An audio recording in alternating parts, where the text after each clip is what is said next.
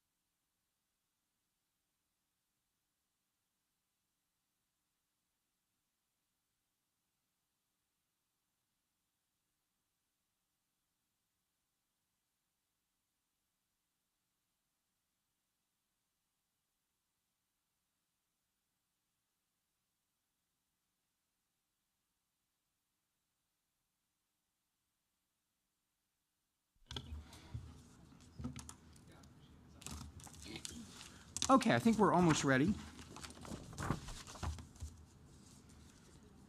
Kelly, are you good to start? Well, I sound kind of loud, I think. I was just saying, I'll say this before the camera turns on. There are two things I think we're learning as a board we can count on. One,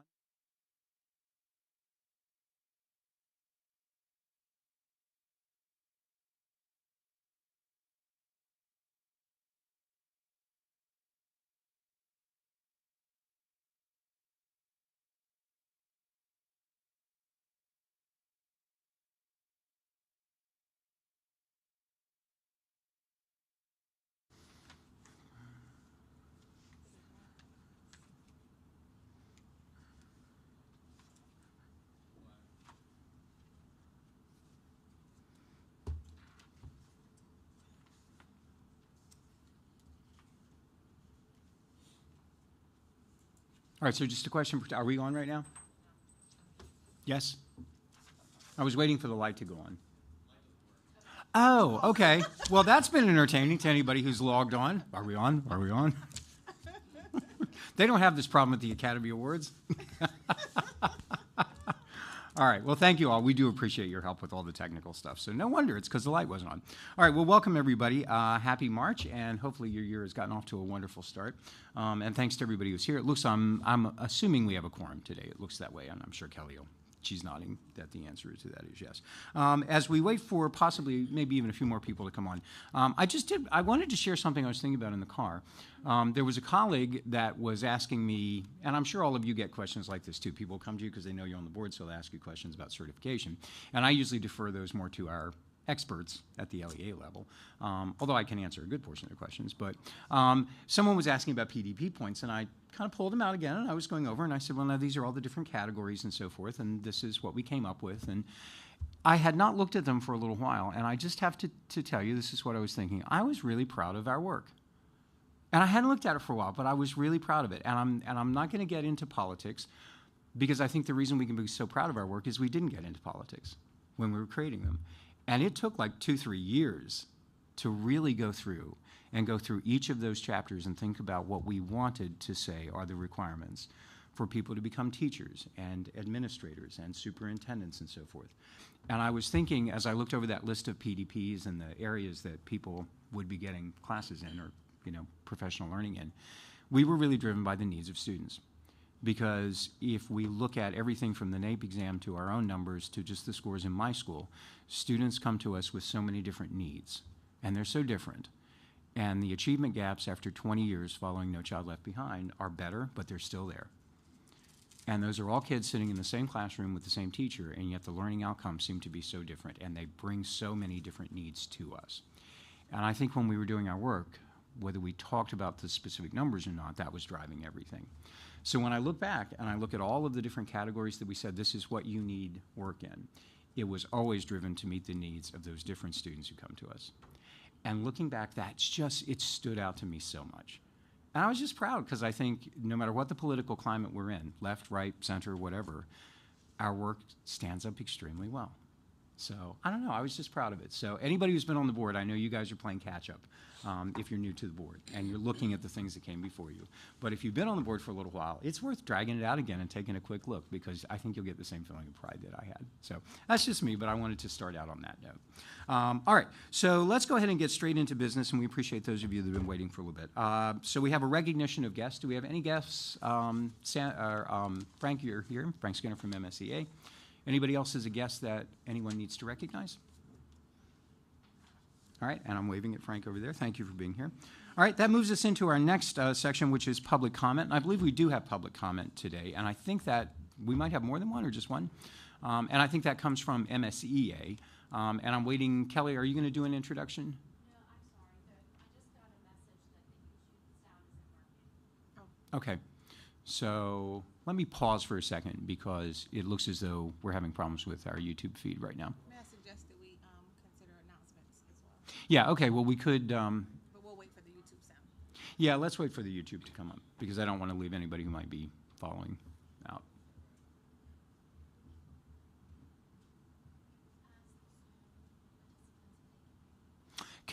Could you give me a thumbs up if you're on Zoom if you can hear the audio? All right, and the answer is yes.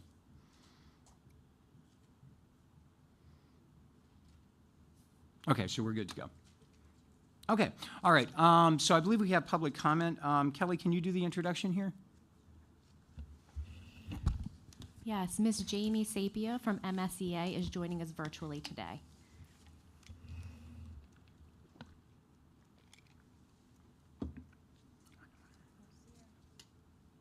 Okay, good morning. Is it okay if I proceed? Absolutely. Okay, well, thank you for allowing me this time. And again, I'm just going to speak on behalf of MSCA regarding the proposed changes to 13A 1263I1B, and this is on page 4 of the proposed amendments, specifically, again, placing a flag on a certificate holder who's under investigation to determine whether grounds exist for disciplinary action. And again, we would just state that this is extremely problematic. This is the right to due process, just to kind of take it high level and go down. The right to due process is not just a right that's afforded in criminal proceedings. So under the 14th Amendment, educators have a right to due process before they're suspended or terminated or before they are deprived of property. And this flag absolutely violates fundamental aspects of due process. A person is presumed to be innocent until proven guilty. So then what is the purpose of this flag? And then more importantly, what is the effect of this flag? And just kind of thinking in terms of scenarios, this is a very stigmatizing thing for educators. If I'm searching for jobs and the local that I'm applying for sees this flag, they are likely not going to hire me. That is inherently a violation of due process. If I'm a teacher who happens to be under investigation in Montgomery County, and then I start searching for another job in another county, that pops up. It shows that I'm under investigation. Frederick or Prince George's, they are likely not hiring me. And then secondly, if the intent of the regulation is not to require locals to report those who are under investigation and have not been found to engage in the behavior that would give rise to action against their certificate, and the intent of the language is just to allow MSDE to put an internal flag next to an individual after MSDE has been informed of those charges and is investigating the individual, that is not reflected in the changes, the way that they're written. So I think that they would, if that is the intent, then they would definitely need to be written with more clarity to reflect that intent. Because as the way that these are currently written, the plain language requires a local school district to report an individual who is simply under investigation. And then lastly, if the flag isn't publicized and it's only internal, this example of people slipping through the cracks and bad actors going from state to state is completely inapplicable. And then furthermore, this notion that criminals or child abusers are going to somehow kind of fly under the radar and get hired for kind of moving between local to local. And this flag would prevent that. I don't know that that's logical either. If a local association is not thorough in doing a background check and they're so negligent in doing their background checks that they're not able to determine whether someone has a criminal record or is on a sex offender website, I highly doubt that this flag would do anything to prevent that. So we are again just respectfully requesting that this board vote these regulations down. Thank you for your time. All right, thank you so much, Ms. Sapia. And I'll also mention to the board that MSEA also gave us public comment at the last meeting as well, and that was written public comment. This was additional comment. The reg has changed a little bit, and I'm sure Kelly will take us through that as we get into that area. But thank you so much for being here. We really do appreciate it. All right, Kelly, did we have any other public comment? I don't think so. Okay, all right, we're good. I know we have some announcements and things that folks want to make. We'll probably do that during the communications update, so we'll just continue on. The next thing we have is the legislative update, and I believe you've got a state board update is our next one. So I believe you've got a hard copy that was sent out, or at least a copy with links and so forth, so if you want to access that, you can. It'll look like this. So state board update, it has some red in it if anybody here is looking for your paper copy. Do you mind if we have the legislative update first? Ms. Hauk is here. Oh, no, let's do that, of course. Ms. Oakley is not here yet. Absolutely. Okay, so let's switch, put that paper to the side, and now we'll go into the legislative update. Can you all hear me on Zoom? Yes. Oh, she is here. Sorry, Sorry, Hannah. Kelly. I didn't see you virtually. I apologize. It's okay. It's okay. I'm happy to have Maddie go first, though. Thank you. Whatever. Thank you. Okay, well, Maddie's at the table, so let's go with her if you don't mind waiting for a second, Ms. Oakley. All right, Perfect. thank you. All right, so to be clear, we're now on the legislative update. Go right ahead. Thank you for coming. Thank you. Hi, everyone. My name is Maddie Hauk. Thanks for having me. I'm on the government affairs team here at MSDE, and I have 5 or 6 bills for you that I'm just going to quickly summarize, let you know how, if they pass, they would impact teacher qualification and regulation around that, and then if you have any questions, I'm happy to answer them. The first bill is House Bill 1025, which is cross-filed as Senate Bill 845. This bill would require all of Maryland's LEAs to become members of NASDAQ, which stands for the National Association of State Directors of Teacher Education and Certification. It's an education identification clearinghouse, so it would essentially be requiring them to use this as a screening process for educators and applicants to ensure that they have not had actions taken against their license and what have you in other places. There are many states that are also members of NASDAQ, so this is a cross-state clearinghouse. The next bill is House Bill 1430. This is the Teacher Career Ladder Compensation National Board Certification Study. This would change the career ladder salary increases to career ladder annual stipends to be paid only in certain years. So when a teacher hit a new spoke on the career ladder, they would receive that stipend increase for the year that they achieved that advancement, and for the following 3 years as well. They would also receive the same stipend and advancement in year processing when they did their maintenance of their national board certification. So instead of a salary increase, this would be a stipend. Next, we have House Bill 118, the Interstate Teacher Mobility Compact. This bill would have Maryland become part of the Interstate Teacher Mobility Compact for the purposes of authorizing teachers with different state licenses who are in states with the Mobility Compact to become licensed teachers in the state of Maryland, hopefully making it easier for those people who've had success teaching other states to come here and teach for us. This was also originally part of the governor's package and bill on education, but now I believe at least the House version no longer has the Interstate Teacher Mobility Compact in it, but this bill is still out there and that this bill is exclusively about the compact. Next, we have House Bill 732, which is cross-filed as Senate Bill 791. This would change the percentage of the day that teachers are expected to teach from 60% to 80%. Now we have House Bill 986. This would require all of our LEAs to create a new teacher retention program. What would be a part of that would be teacher mentorship, providing resources to new teachers, setting principals up to run that program, creating cohorts of new teachers, and this would need to be in every LEA. And then the last bill I have for you today is House Bill 888. This is the initial teacher certification qualifications. This would add a portfolio-based assessment of a nationally accredited teacher preparation program to one of the assessments that someone can have in order to receive initial teacher qualification in the state of Maryland. And those are the bills that would impact your all's work. I'm happy to take any questions. Yes. Good morning. Thank you Of course. for the updates. My first question is, I thought that over the past couple of years there had been a bill that passed about interstate teacher mobility or certification, but maybe it had just been up for discussion. Did it not? Do you know the history of that? There was some other. Is it the consortium that and not the mobility? Kelly, do you know? So it was a piece of legislation last year. It did not pass. Did not pass. In fact, I think 2 years, because That it was was 2 years. part of the governor's bill in 2023 as well. So it has not passed. This is the third year that we That's see fine. it. Okay. Okay. I didn't know if there was a nuance that was missing, but I knew that it had been recurring. So thank you for that.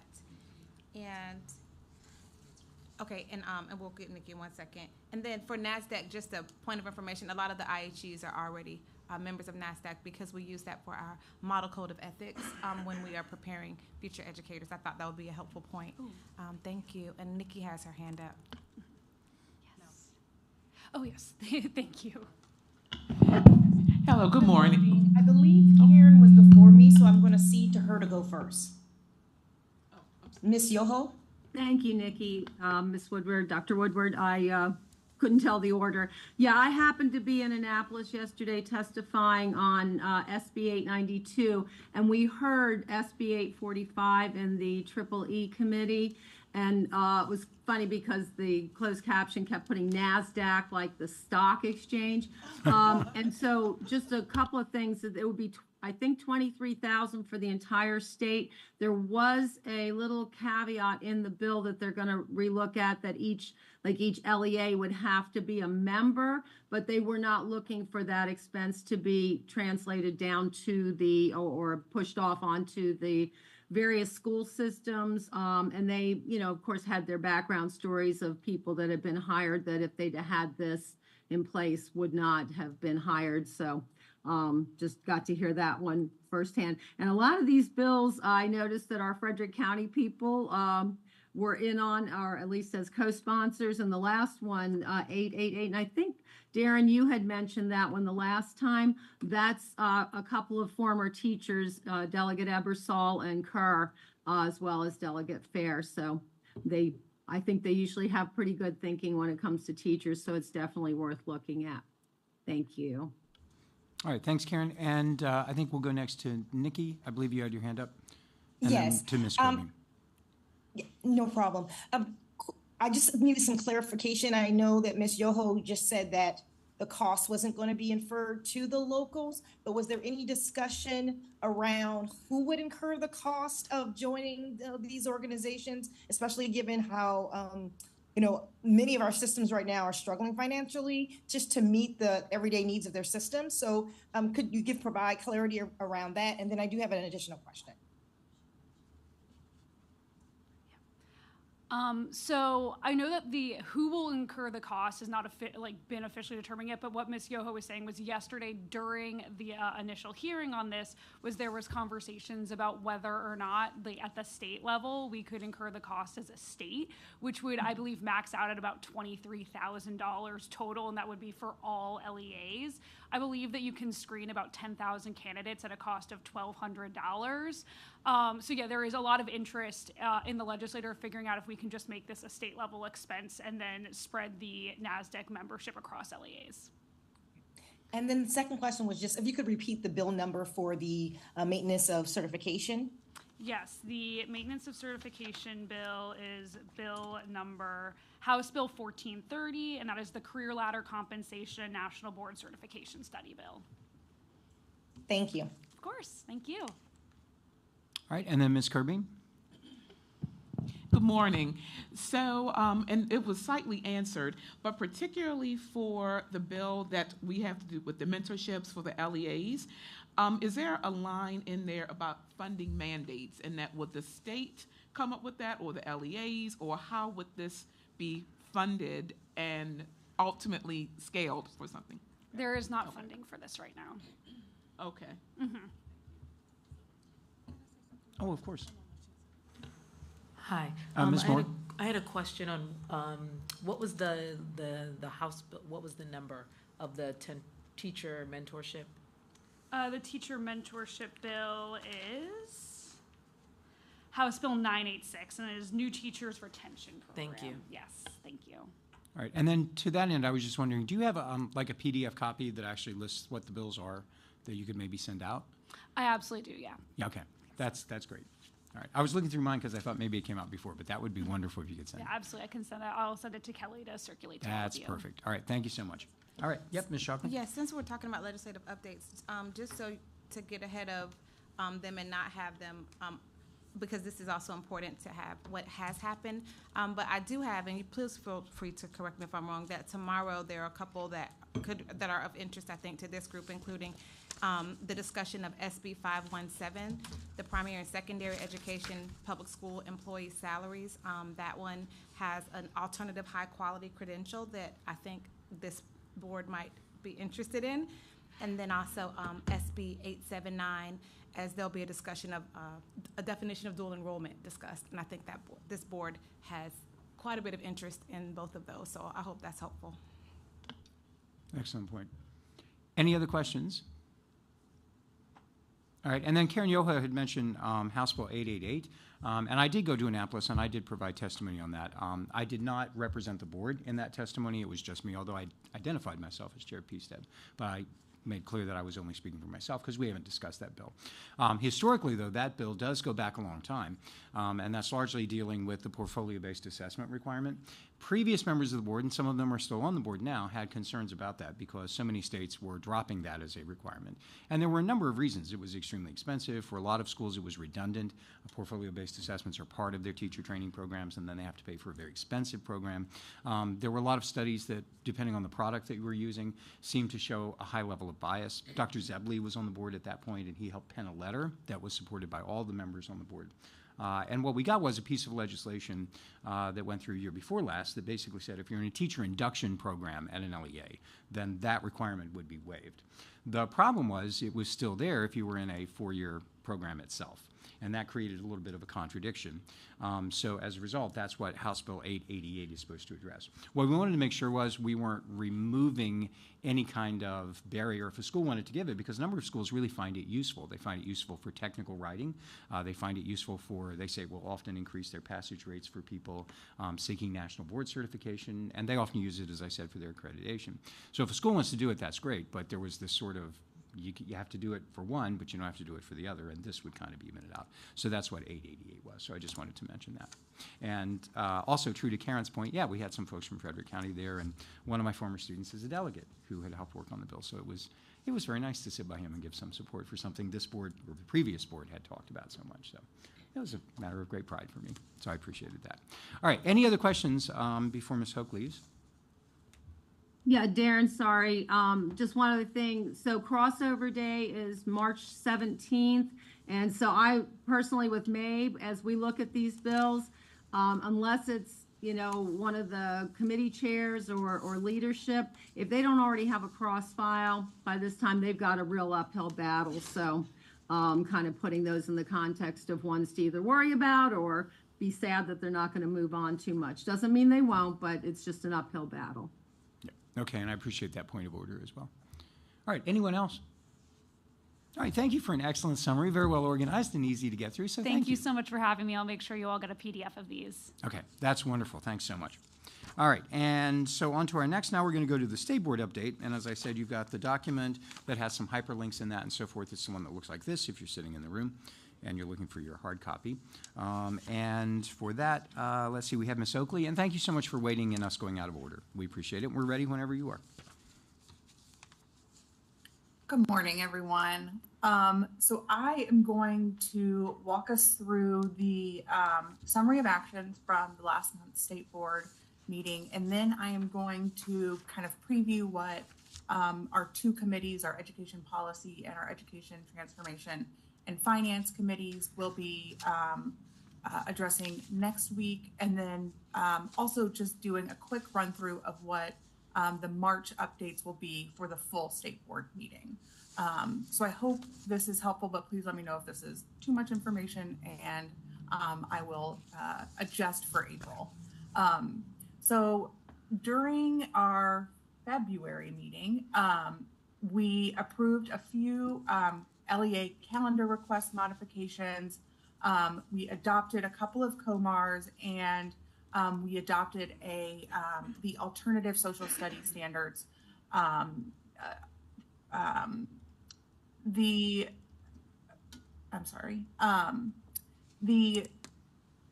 alternative, we had, I'm sorry, my chat is blowing up. We had the Department of Labor come in and introduce the GED alternative ways to earn a high school diploma. Those regulations are now with DOL, and they are moving through the adoption process.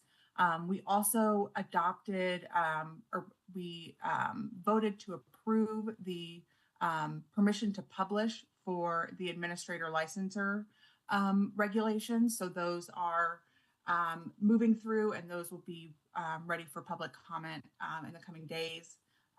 Those were the regulations that carry out the recommendations from the administrator licensure group. We also took positions on a few bills from that are moving this session. I won't go too deep into those, but if you have any questions on those, you have the document in front of you, so feel free to ask any questions there. We did adopt the Maryland infant and toddlers regulations, just ensuring that there is that providers provide information to families in an accessible way about this incredible program. So that was kind of the high-level overview of the February meeting. In our committees next week, in advance of the March full board meeting, we will be discussing and taking action on the CCR standard. That is coming back to the board. We're making a few, with MSDE, we are exploring making a few changes to that policy. In the Education Policy Committee, we are taking action on the math policy this month.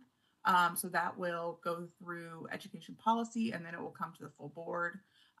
We are also reviewing and voting on permission to publish the literacy regulations. So we had the literacy policy come back to, or was approved in the fall of 2024. And so now these are the regulations that will implement those, that policy.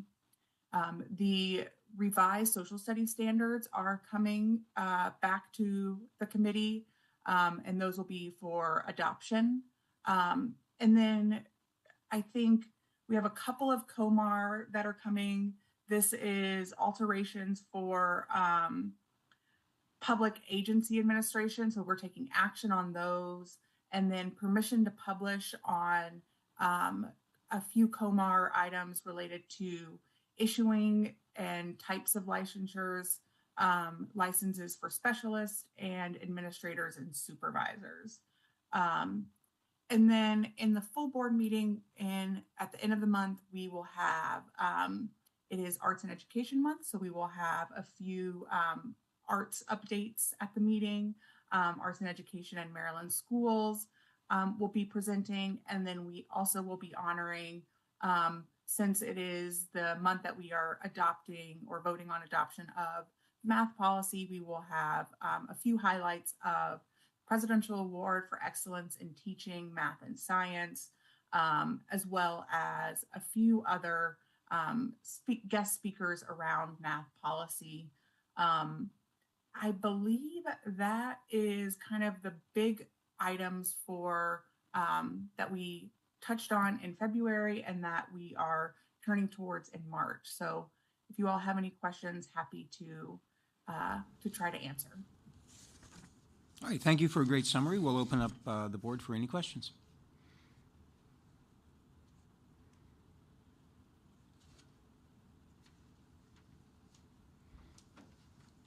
All right, seeing none, we thank you again for being with us. Thank you for a great summary, and also thank you for all the hyperlinks. That's great, because you can always go in and read ahead of time, which I did, so I appreciate that. All right, thank you very much. Thank you. All right, now that brings us to the next agenda item, which is the approval of the February meeting minutes. So I'll give everybody a second to take a look at those.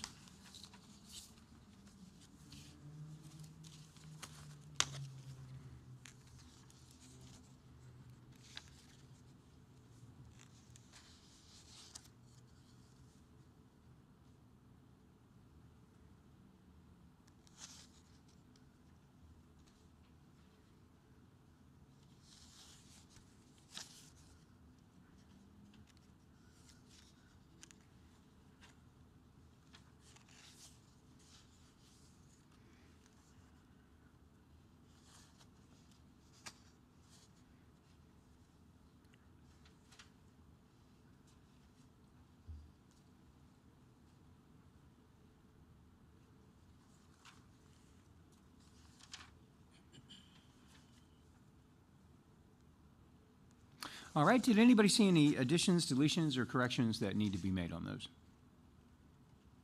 Ms. Kirby? Hi, I was neither present nor absent, but I was actually in attendance.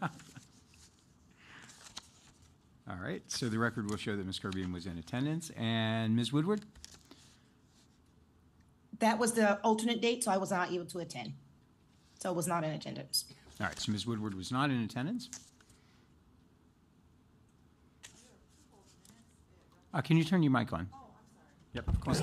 Under approval of minutes, it's referencing December and January meeting minutes. Is that something that needs to be corrected?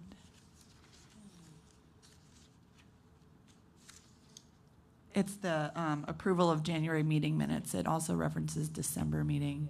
It appears to be something left from the last. Maybe I like copy pasted or something. Yeah. Yeah. All right, good catch. Anyone else?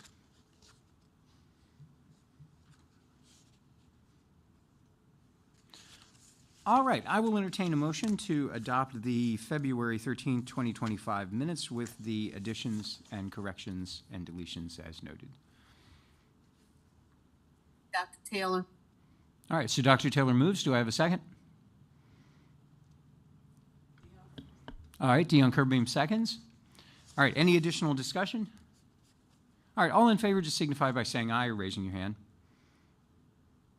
All right, any opposed? Any abstentions? All right, so we have the approval of the February 13th minutes.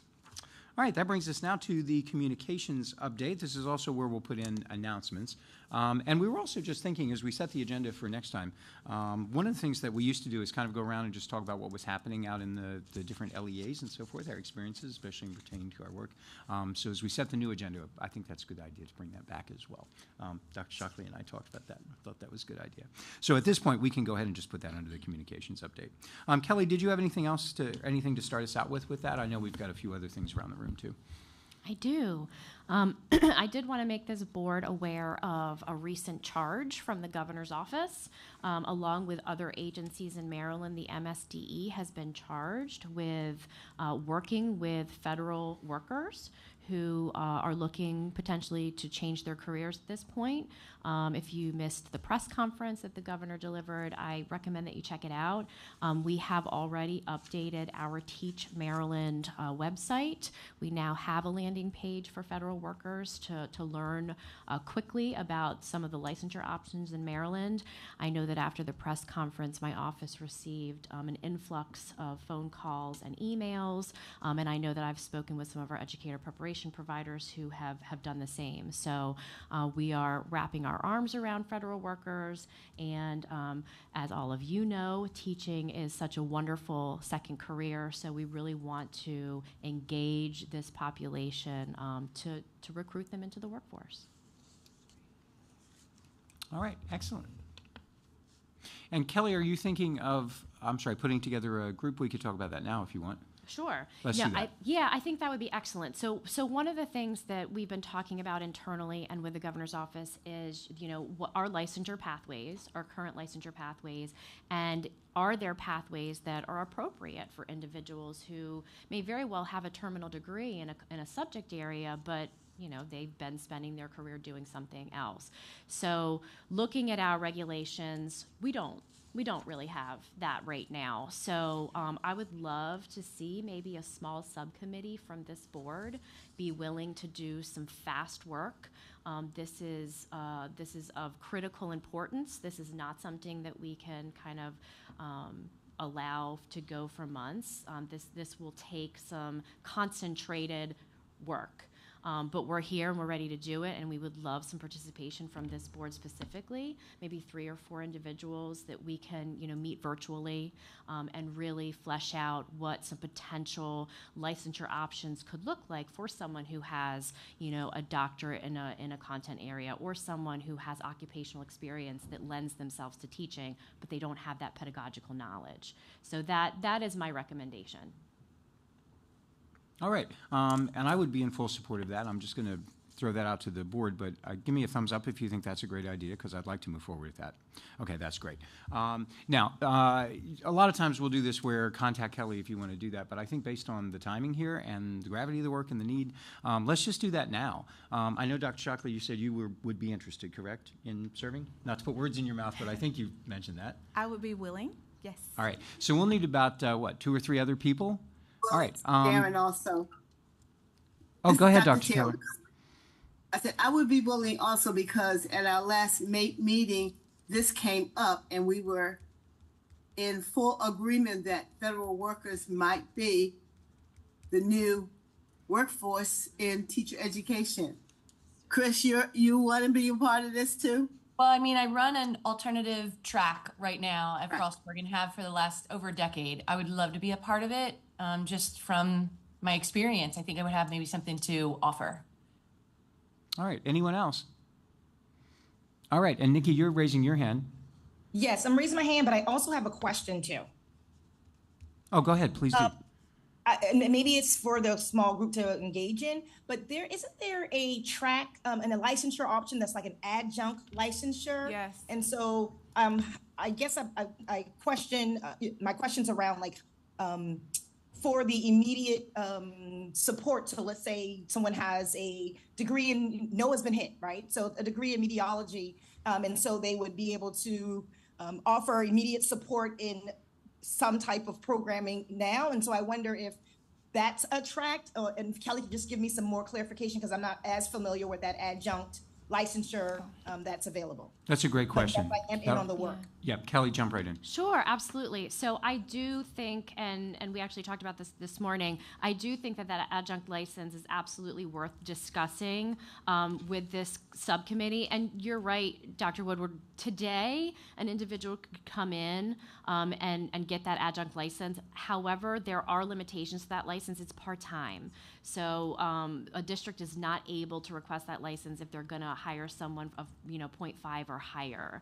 So I project that will be a barrier. So maybe looking at that license and can it be expanded would definitely be part of the discussion. Right, but I also think, and thank you for pointing that out, and you said very few people are applying for that, is that correct? I can tell you that since we passed it, I know of 3 licenses that have been issued. Really? And I think we passed it in 2017. Mm-hmm. I think too, if I can expand this, in conversations with the individuals that we work with who have terminal degrees and are looking for second careers, it's the part-time component that makes it not as attractive. So I'm glad Dr. Woodward brought this to this particular body, so we can maybe think about ways to expand that, as you mentioned. Yeah. And I think, too, since we've already kind of worked that out, you've kind of got a jumping point to go forward. So I think a lot of the heavy lifting and thinking of the challenges and, you know, what we would need to do has kind of been done. So that kind of might inform the work a little bit. All right. Ms. Woodward, were you interested in being on the committee, or was that a question? I just want to make sure. I thought you were interested. Yes, I'm interested in participating with the group. Okay, so we have Dr. Shockley, Dr. Taylor, Dr. McGee, Joyce and Spain also. Dr. She Woodward. had her hand up. Okay. Joyce had her hand up I also. did have my hand up. Oh, I'm missing. See, it's hard for me to see. Sorry, I was reading. So. All right, so Joyce Spain Yes. as well, right? And then we have Leslie Stanton. Okay, and then Leslie as well. Stanton. Okay. Yeah, I'm just making my own notes. All right, yep, I got that. All right, someone Stanton had her hand up. Okay, well, you got a little more than 3, but is that okay? I think that's great. All right, wonderful. All right, so I think we have our work together. And pardon me, I'm looking at 2 screens with like old man eyes and seeing everybody else. So thanks for, no offense to anybody if I miss you. All right, that's wonderful. Darren, can I interrupt for a quick second? Oh, please do. Do we have an idea, just because we're doing this and time is of the essence, do we have an idea of when we want to meet for the first group meeting? Yeah, so I will send out a doodle poll, and Okay. you know, because time's of the essence, you know, I will give multiple options, but Great. if you can't make all the options, we're probably gonna proceed unless no one can do it.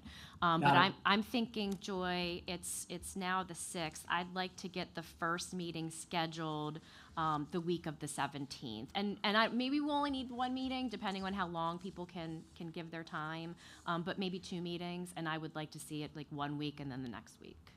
Okay, great, thank you. All right, so stay tuned. All right, well, that sounds great. We got a lot accomplished there. All right, also, while continuing on communications update, Kelly, did you have anything else before I open it up to the floor? No. Okay. All right, anybody else with a communications update? Oh, please, go ahead. Hi, everyone. I'd just like to share a save the date. On April 3rd, MACD is going to be hosting a webinar that focuses on supporting conditional teachers in Maryland. And what I'm really excited about is that we'll be hearing the experiences of current conditionally certified teachers. And so members of PSTEB are invited to attend, and we hope to see you there, and we'll be sending out information soon. So April 3rd. All right, thank you for that. Dr. Shockley? Yes, thank you. I mentioned at the last meeting that there would be a few Pi Day events happening. And in partnership with the MSDE, the University of Maryland College Park will be hosting a Pi Day event on Friday, March 14th. And it's at 11 a.m. We will also be streaming the film Counted Out. Snacks and drinks will be provided. And we have panelists who that include National Board, teachers, as well as faculty members, as well as teacher candidates, as well as our co-facilitator who will co-host with me, Dr. Josh Michael. So we look forward to hopefully seeing you there. I will send the flyer to Kelly for this group. Hopefully you can join. And if you are unable to join that event, there is also an evening event happening at the University of Maryland, and also an evening event happening at Loyola. So there are a few options for you to celebrate Pi Day. Thanks, everyone. Okay, those both sound great. Anyone else? All right, and then just also bring up to speed, Dr. Shockley and I and Kelly did have a little bit of just a quick conversation right before the meeting started, because there were a couple of items that we'd like to sort of talk a little bit about and then maybe bring that back to the board. As you'll recall, we've gotten some public comment from the last few meetings just about the needs for perhaps additional training when it comes to meeting the needs of special education students and so forth. There were several, I think about 3 different public comments in that area. So if you look through December and January and February, you'll see those. So we'd kind of like to, maybe the 3 of us flesh that out a little bit and then kind of bring that back to the board to get, you know, opinions on and so forth as to what we might want to do with that. So I don't want anyone to think those public comments were not being taken into account, because we want to start to work on those. The other thing too, there was that question about documents and so forth being posted. So I think we're going to talk about that a little bit, the logistics of that, and maybe have a clear picture and bring that back to the board as well. And then Dr. Shockley, and also we did get it wasn't for public comment, but it was just also looking at the experienced post-secondary faculty and perhaps making a way for them to go into education as well as the licensure route. So that's another thing I think we'll discuss. Those areas I think we just wanted to, not outside of the board, outside of the meetings, but just discuss a little bit so we have a little bit more of a focus when we bring them back to the board at future meetings. All right. Is there anything else that you think the chairs and Kelly might want to discuss for focus before we bring anything back? That was just what was on our radar, but I wanted to make sure if there was anything you'd like us to talk about, we could. Okay. Then I think we've covered public comment. Anybody else, or rather communications? All right, so we are now, I'm going to ask what the pleasure of the board is. We did not put in a break in the meeting. Do you want to take a break, or do you want to continue on? Okay, then we'll keep moving. I just wanted to make the offer. All right, so our next item agenda is COMAR 13A1206. That's a disciplinary action permission to publish. And this is coming back to us again. We discussed this at our last meeting, and there was some feedback. We obviously got public comment at both meetings on this from MSEA. And the charge largely was to take this back to constituent groups, get some more thoughts on it and so forth, and then bring it back again, which is what we've done. So that's why it's landing in front of us again. All right, and just to kind of introduce this, Kelly, can you walk us through this again? And there are I think there's a change to the reg as you brought it back this time. So if you could just go ahead and walk us through that, and then we'll open it up for discussion. Sure. All right, so the purpose of this item is to request permission to publish amendments to the Code of Maryland Regulations 13A12, 0601 through 04, as well as 08 and 09. And there's multiple reasons why these are in front of you. The first of which is we're recommending removing the term charge throughout these disciplinary action regulations and replacing it with the term grounds to describe a cause that may lead to disciplinary action on a license, because there was a suggestion that districts could be confused with the word charge because it has multiple meanings, and perhaps a district would think that, oh, we only have to report this if it's an actual criminal charge. So that is the purpose for that transition in these modifications. Also similar, establishing a definition for petition, which refers to the recommendation to take disciplinary action, because again, there wasn't like a standard term that we referenced in the regulations. So just want to make things very clear for our districts. And then finally, and this is what we heard public comment on this morning, adding an additional language to clarify when an investigation banner is placed on the internal licensure record of an applicant / license holder. So if you look through the actual regulations, and that's the document that starts with 13A120600 at the very top, I did make one change since our last meeting. Let me find it.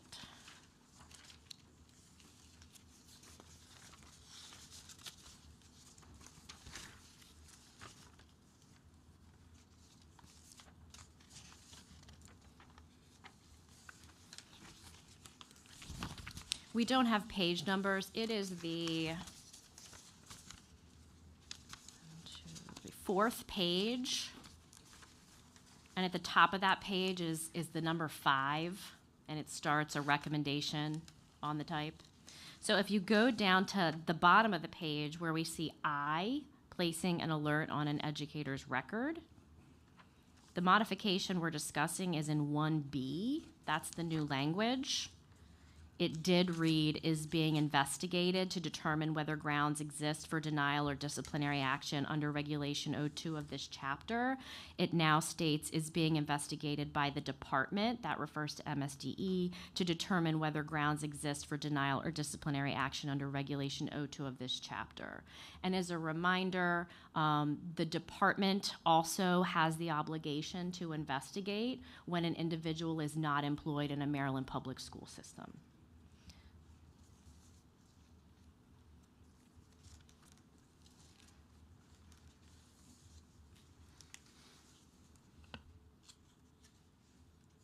All right, so thank you for the summary. I appreciate that.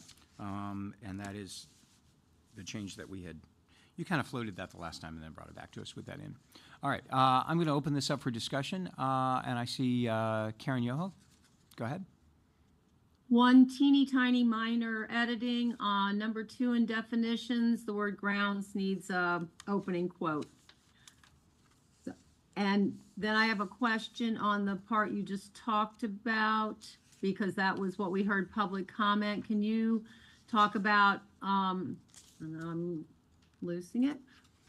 Oh, no, went too far. So how, with the public comment that we heard from Ms. Sapia, does that change that? How is that impacted? What do you see, any ramifications of what she was saying?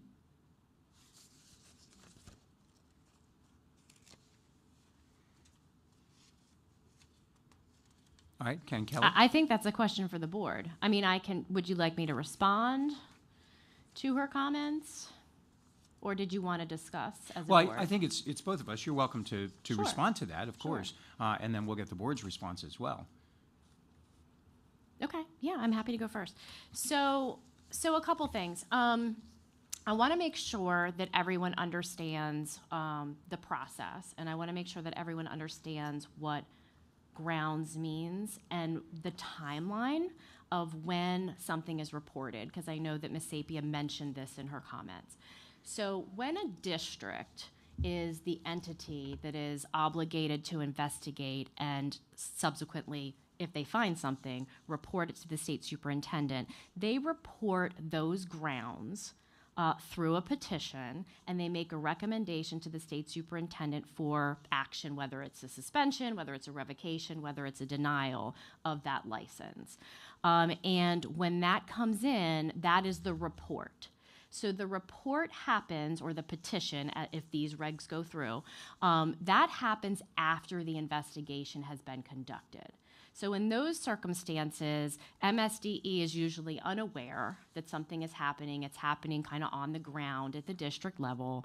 And when the investigation is complete and there is grounds, if these go through, then the petition is made to the state superintendent. And that's a requirement in the regulations now, is that you have to report to the state superintendent and make a recommendation for action. When they're not employed, MSDE, and by MSDE I mean my office, there's an Office of Investigations as part of the Office of Licensure, is responsible for that entire process. And so what this language does specifically is it says when we begin that investigation, we will flag the record internally to say we're investigating, because we have to. We're investigating. We alert that person we're investigating. We alert that person that there's a banner on their record internally. And then there's due process if we come to the determination that there's grounds cause for action. And so if there's not, and the regulations go on to say this, the banner's removed immediately. And there's a record of that investigation in the licensure system. We've investigated X, Y, and Z. We've determined there's no cause going forward. That way, if it ever has to be investigated in the future, we have that information. It's clear that our work was done. It's clear what our determination was. So I want to make sure that everybody's clear on that. What I heard from Ms. Sapia was that this language would require LEAs to alert MSDE of an investigation, and that's not the case. Nothing is changing with regard to that process. So that's all I'll add. Okay, and I appreciate that. I did kind of go through, because remember I said I think the board has wrestled with this a number of times, and maybe in different iterations and so forth, and I did kind of like a little bit of a search, and I noticed, going all the way back to, I think 2021 was the first document that, and I think it might have gone back further than that, where there was some language in it that was like that, and I had also discovered September 7th of 2023, that's when Cheryl Bose was president of MSCA. She had also come, and she gave feedback. And I think it's interesting. I'm just going to read to you. Now, you have to remember at the time, we were going through multiple chapters. And like I said, I'm really proud of the work that we did, but there was a lot of things on the table. So if you pulled back public comment from previous iterations when this was sort of a concern, you'll find that it's usually in the context of multiple different things where people are giving feedback. So the section I was pulling back from 2023 was there's a point in the proposed regulations that appears to violate due process caused by allowing MSD the ability to unilaterally place an alert on an educator's record prior to the adjudication. In the situation where an educator is challenging a local's action, they're not able to be employed with another public school within the state until that action is resolved. In place of this alert, MSEA proposed the following language: that an alert does not affect the validity of an educator's license, and that the department is precluded from sharing information relative to the alert externally with other boards of education or state departments of education until the matter is fully adjudicated. And I thought that was interesting. I hadn't remembered that, but that was also a possible solution then, and the language is pretty similar to what it was now. So that was just whether it was being done by the locals and you're doing it with them, or you're doing it just internally. So I noticed that this morning, and I hadn't gone through. I just did a little computer search of all my files and stuff, and that's what popped up. And I thought that was interesting to add. So it is something that we've discussed before. I think it's that concern that putting anything on a file before the matter is completely resolved will have unintended consequences. And I think, and Kelly, this is no reflection on you or your office or your integrity of any kind, because I really do. I don't think there's any question about that. What I think also adds to this, and I'm just recalling back from the flavor of the conversations the board has had previously, I think our last outing, similar to this, but not the same thing, was the summary suspension power that the board was asked to give to the superintendent. And there was a similar feedback as well, even though those two are unrelated. But in the current climate where people are charged for all kinds of things that can be politically motivated or frivolous or just, ideas of morality and things like that, this just seemed to be something that, in addition, based in the climate that we're in, was a little bit more chancy to do. And I think that was part of the flavor of the comment that I think needs to be at least acknowledged just from previous conversations. In just talking anecdotally, the number of probably teachers in the classroom who can tell stories about people who have been charged with things by students and so forth that it turns out to be completely frivolous, that's increasing all the time. And the number of investigations is increasing all the time. I was having a quick conversation with, and I hope you don't mind me saying this, but with Ms. Gordales, and we were both talking about similar experiences where, staff can be escorted out with a pamphlet on suicide prevention as they take you out of the building for something that turns out to be completely frivolous. So I think that concern of, even though we understand the sort of importance of documentation, adding something to someone's file before they've had the time to actually go through an adjudication process seems unnecessary. And again, I'll just sort of echo, and Kelly, you can respond to this, but that concern that, well, what if someone's going to be hired by somebody else and they don't know? Well, it's their responsibility to do a background check on the person they're going to hire. So you would certainly be contacted.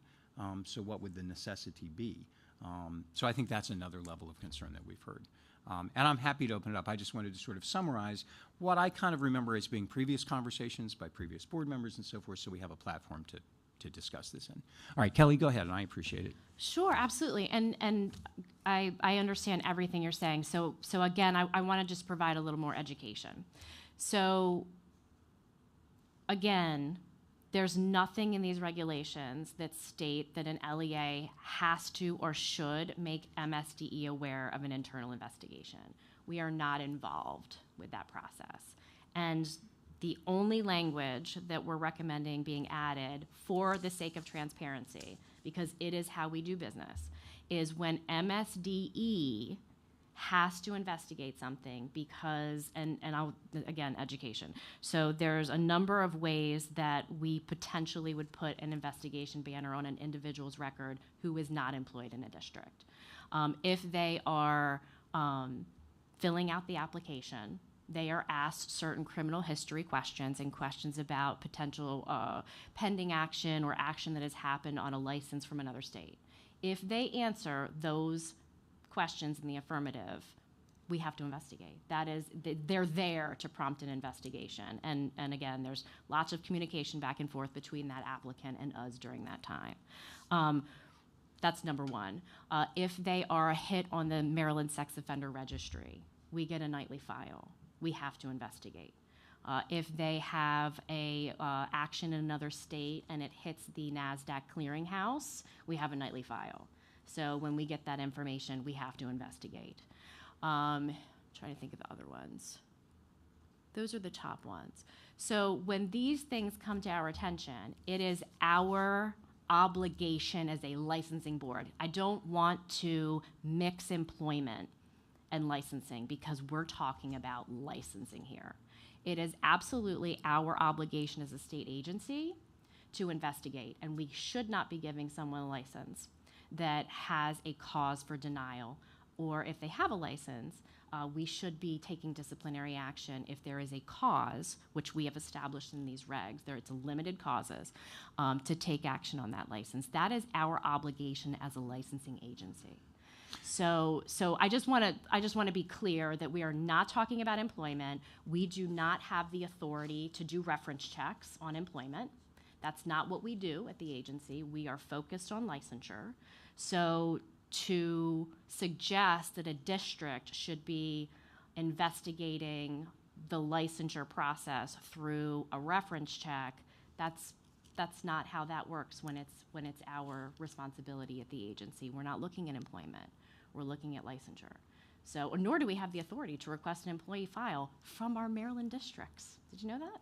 So if we want a district, if you wanted my record at Anne Arundel County, I would have to give you my signed permission to ask for it. So know that.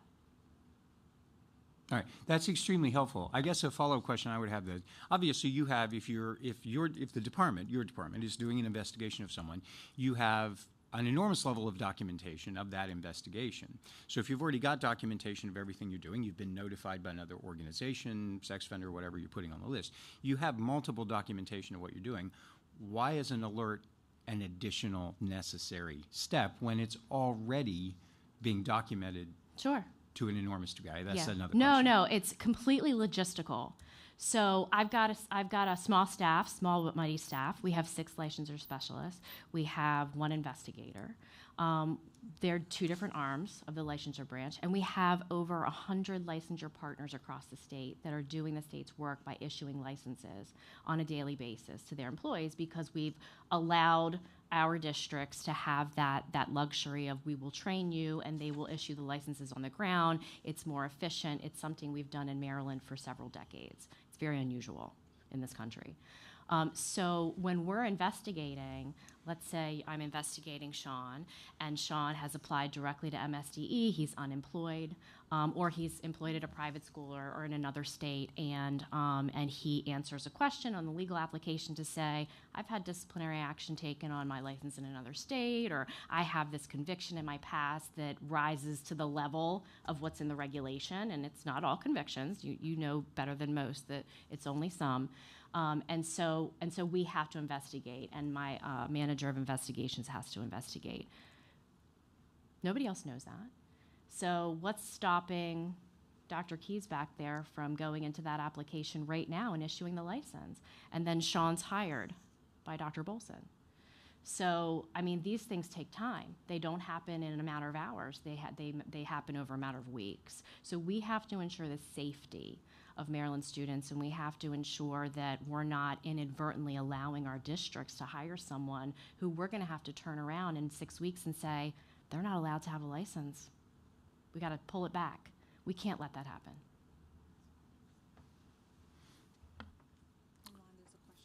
Okay, sure. Joy. Joy, did you have, I'm sorry, is go ahead. there, can you hear me? Yes.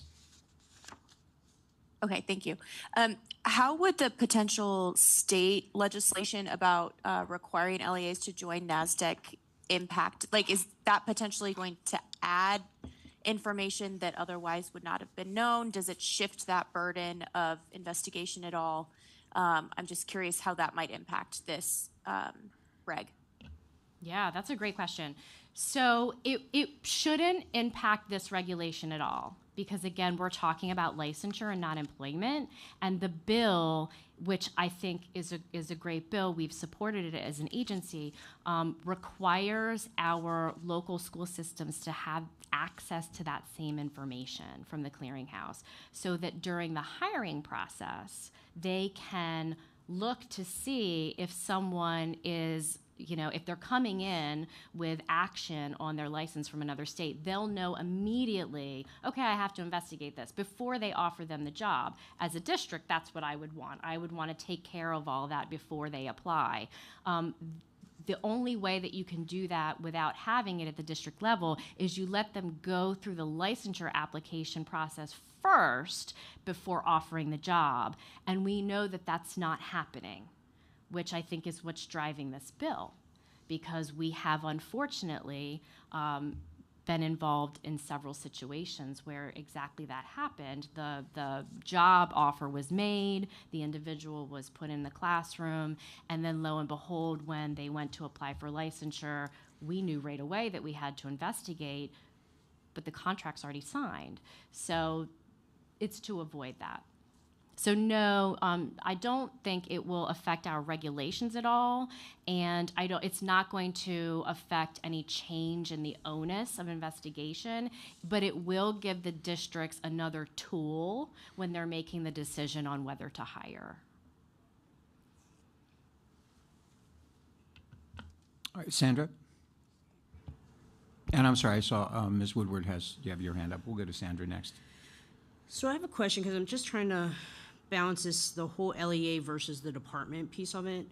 And so in number 3, beneath there, it says the local school system, non-pub, whatever, shall immediately inform the department if grounds no longer exist to suspend, deny.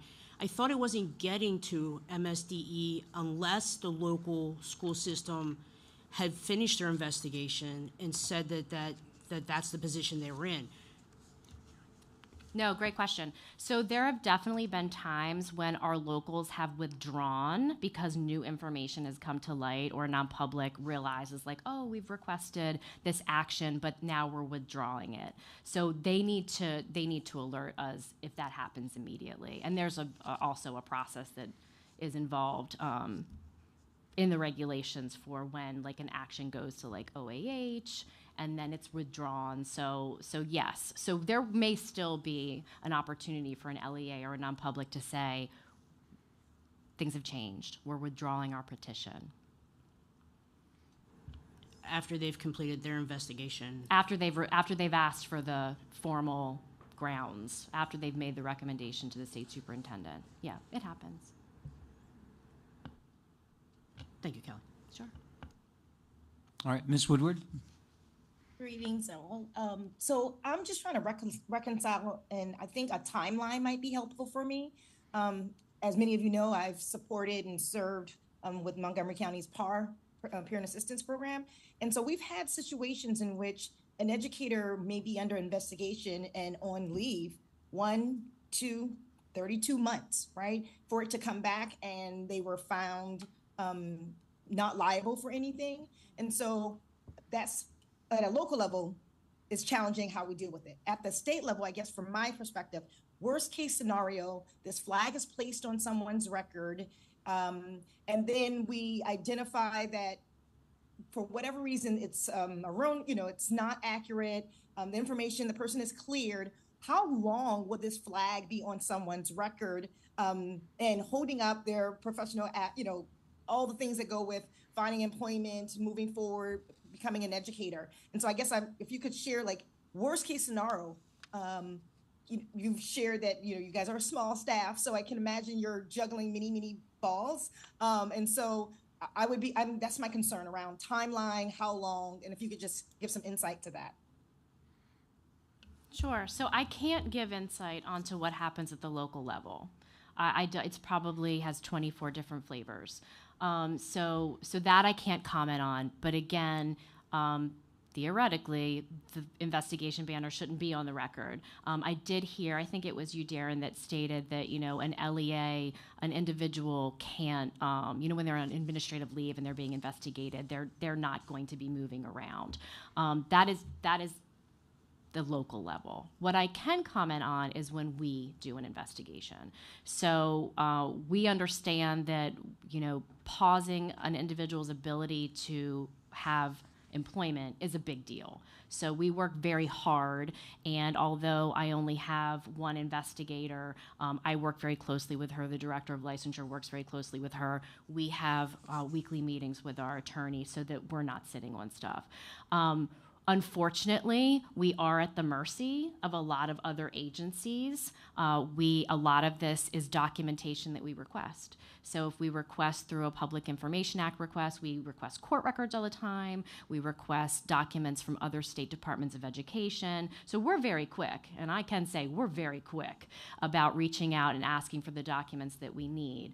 We can't control when those documents are received. But what I can say is when we have all the information we need, we certainly don't sit on it. We move as quickly as we can because we know better than anyone that there's a teacher shortage, and we can't afford to hold people back that have no reason to be held back. Sure, go ahead. I don't know if you have this information, but would you know, like this is a data point question, like of the sort of investigations that come your way, like what percentage of those end up being, not. Yeah, I could pull it, but I don't know off the top of my head.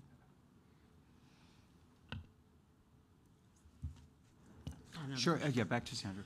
So, under number 1, where it has the department may place an alert, like it says on the request of the local school system, I think I would be more comfortable as if it stated, like, after their investigation was completed, like if it stated something like they've gone through the due process before this happens, that the LEA has done everything that they could, gone through due process, and then came to you and said, this is, the result of our investigation deems it necessary. Mm-hmm. So I can play with the language, but I need to remind you that our non-public schools, and we have just as many of those in this state as we do public schools, they don't offer due process. Their employees are not represented. So their investigations may look very, very different than our districts. And so we have to consider everyone when we're crafting regulation. So are you saying that for the non-public schools that they would reach out to you before the completion of an investigation? Are they relying solely on the MSTE to complete those on their behalf? And is that why that language is there? There are some times when a non-public will ask MSDE to step in and investigate because they simply don't have the resources. They don't have the resources. That does happen. Or it could be a matter of hours because there's no union representative. There's no due process. You're an at-will employee. So if there's a cause, grounds, and you get terminated, that could potentially be right there grounds for asking for the license to be suspended or denied. So they would be communicating with us very quickly. Their investigation may be very quick. I was trying to think about what's the language that lands in the middle of what Sandra was saying and what you were saying, and to include non-public. I'm just thinking about that, but I'm sorry, I didn't see your hand. That's right, Ms. Moore. Hi. So I'm on the same wavelength. I mean, if this has come to the board before and it's been shot down and then it's coming again and we're still circling around the same issue, I know that regulations can be wordy and we try not to do that, but regulations are allowed to be wordy. And so I think it is important. One of the things that I would like to see, because that's kind of why I was quiet, I was struggling to kind of look through and find through. If I can't see here directly that you're saying that the flag only occurs after an investigation is done, and when the locals come and see you, then that's where I'm stuck. That's where I'm hung up on. And so why can't there be another part that says for public schools and then, or for non-public schools, if they're asking for your help because they don't get due process. I don't know how non-public schools work, but if they don't have those things, then there should be a section that's just for them. And I think by having that and making it explicitly clear, it brings a lot of us who are stuck over that hump, because we can't. I don't see that here. That's what I'm looking at. I don't see. And so in my mind, how do I know? I mean, you're telling me that they don't that locals don't contact you until the investigation is done, but I don't read it that way. And so that's a barrier for me. Why don't we take this language back? I've great comments, and let's have another go at it. So we've got two options here. I can do that, and I can bring everything back in April, or this board can move forward with the other amendments to get the grounds and the petition and all that changed, and then we can come back to this after they've been promulgated. All right, I'll open to the board. I'll just start out by saying, just as my thought, but I'm certainly open to the board, of course. My thought is, I think I'd like to keep it where it is right now. Let's get this off the plate first, and have you come back with some additional language for us to concern, and then we can move, because that seems to be the greater issue. But I'd like to get that solved before we go to, because the both are related to each other. So let's see what we can do, if we can work on some language to address the concerns about due process and fairness with public and non-public, and see if that works. Yep, go ahead. Kelly, can I also ask another question that's related on that same line I1?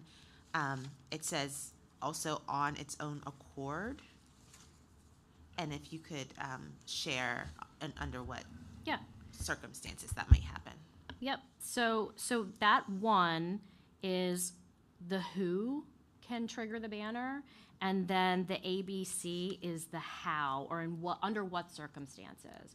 So on its own accord refers to the department.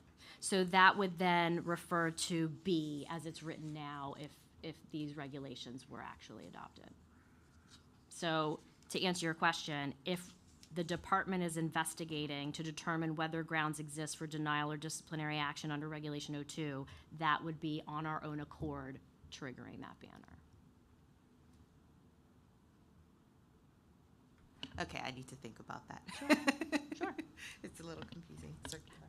If I can just add, it sounds like there are people who have, after reflected, potentially some ideas about language, and I wonder if their ideas could be shared or sent forward on how we could land at a place where we could reach agreement, and that way you don't have to work in isolation, and there could be some options to put forward. So that's just an idea for the individuals who've spoken on this, or those maybe even who haven't, to be able to contribute to that language in a way that lands us at some almost consensus. Yeah, I totally agree. So if you have language or sentences that you think might be considered, Kelly, we can send those to you, yes? Yeah. Well, as always, I mean, I'm just making sure that we're on the same page. All right, does that sound good for the group at this point? All right, that's wonderful. Kelly, I can't thank you enough for always being so open to suggestions and comments and just working with us until everybody's comfortable. Because we obviously see the concerns from your end, and you see the concerns from the end about due process and so forth, and everybody just wants to do what's right for teachers and kids, and mostly kids. Obviously, they come first. So just thank you again for always being willing to keep working on it. So we appreciate it. One thing I like about this board, we might hash things out, but we all pull in the same direction, and it's a nice thing. And I think in the end, that's why we're proud of our work. So Kelly, thank you, and your whole staff for doing that. All right, so I think we'll have that as part of our next agenda item, so we'll just kind of note that. And then the next thing that we have is the Maryland Teacher Workforce Supply, Demand, and Diversity presentation, and you've got copies of that. Do you want to need a break, or do you want to move right ahead? I think the in-person people are looking for a break, it looks like. The in-person would like a break. It seems like they're breaking. I believe the in-person people, I'm just checking They're the room, breaking, 'cause, so you we can know. either give them a break But we're going at a or they good can clip take here, one. so that's good. All right, so we are going to take a 5-minute, let's do a 10-minute break. So we'll come back at, 11, let's see, it's 10:51. Let's come back at 11 o'clock. All right, so 11 o'clock we'll be on break. Thank you, everybody.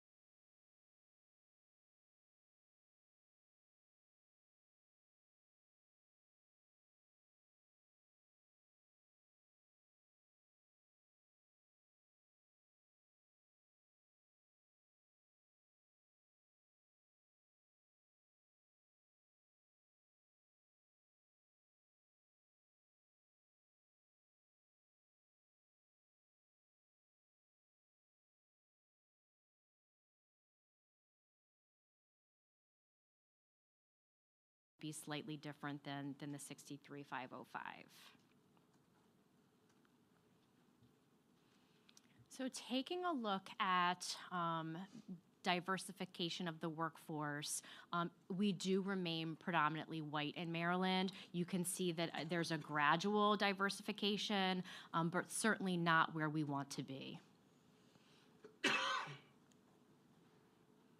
So digging into first-year teachers by race and ethnicity and looking at the trend, again, the percentage of first-year teachers who are teachers of color has increased over the past 5 years, but we, again, would like to see that increase happen much quicker and at a more significant rate.